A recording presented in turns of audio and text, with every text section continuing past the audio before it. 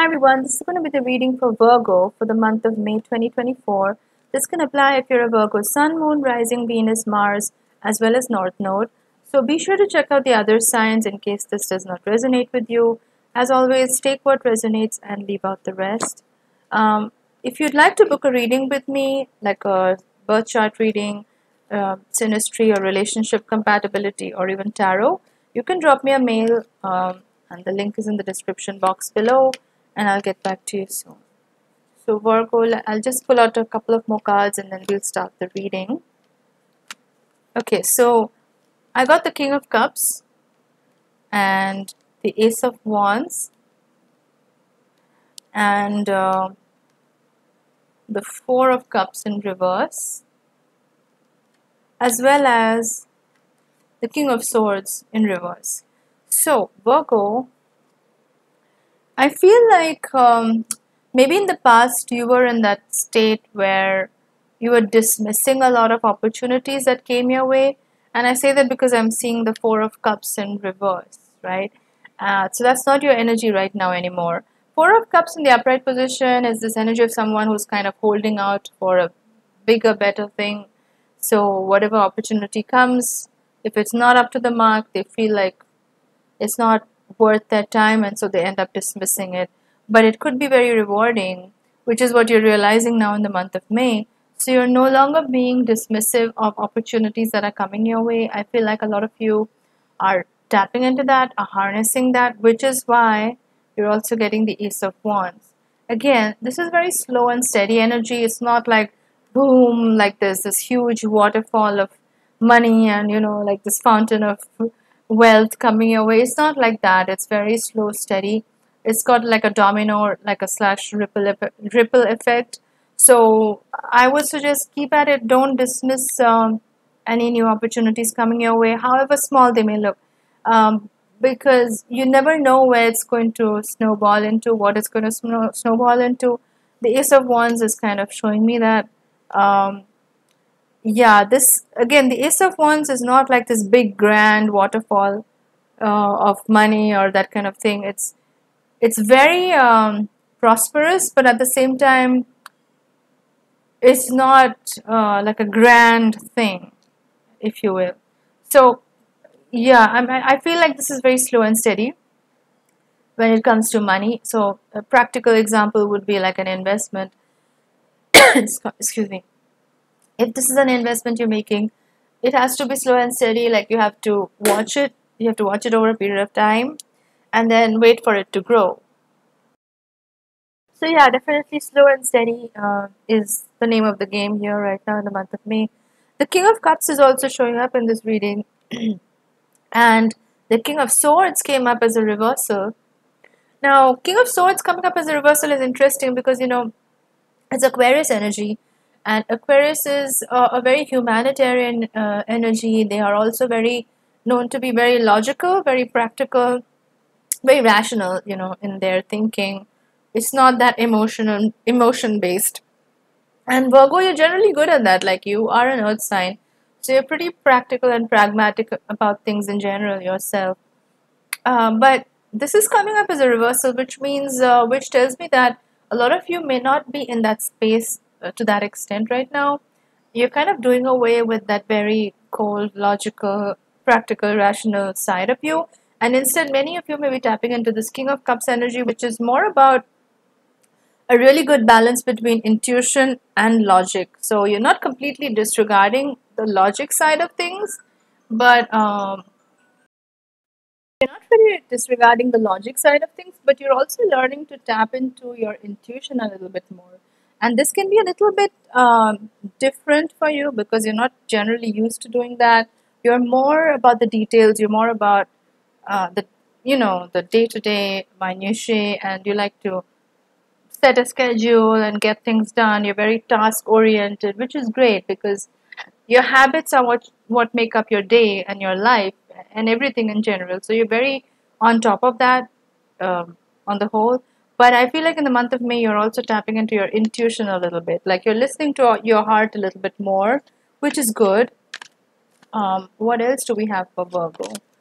We have the Four of Pentacles and we have the Death card in reverse. So I feel like some of you may be a little bit guarded when it comes to your money, when it comes to your finances.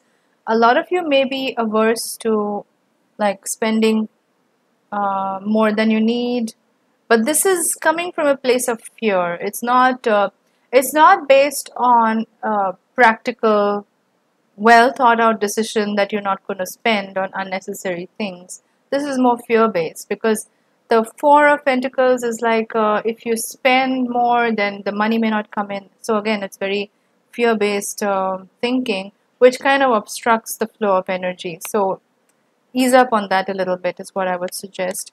I'm seeing the Death card in reverse. Now, Death card is definitely endings. Something could have ended in your life. It could be a relationship, it could be a job, it could be a situation in your life where you've had to close a chapter in your life and you're starting something new. Maybe that's causing to this, maybe that's resulting in this kind of a cagey energy that you're feeling right now. What else do we have for Virgo? Wow, we have the Wheel of Fortune. So remember what I talked about not dismissing opportunities and letting things grow slow and steadily, because the Wheel of Fortune is a very Jupiterian card, and also it's not often the Wheel of Fortune is misconstrued as this magical abundance that just falls into your lap out of nowhere.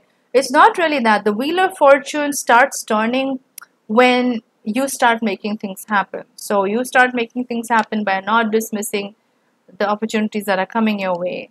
You start making things happen by watching your investments, whether that be a relationship, whether that be actual money. You let it grow slow and steadily, just like a crop, just like planting seeds, And then the Wheel of Fortune is what starts moving in your favor because you're letting it do its natural thing. You're not trying to force anything, and it's not like the sudden crash and fall. Like the thing with this kind of massive abundance is that while it feels good, there is a chance for it to also de-escalate just as quickly as it came into your life. So the Wheel of Fortune is very much about slow and steady, and because of that, the ripple effect is much higher. It is like a domino effect. You are going to start seeing the dividends of whatever you put in right now well into the end of the year. The Magician card is also coming up here. The Magician is coming up as a reversal though, so there is some kind of blockage is what I'm feeling, which is preventing you from really transforming your life or really making the most out of it. Because the Magician card, the person has all the tools necessary at their disposal. They've got the cups, they've got the wands, they've got the sword, the pentacles, all of it. But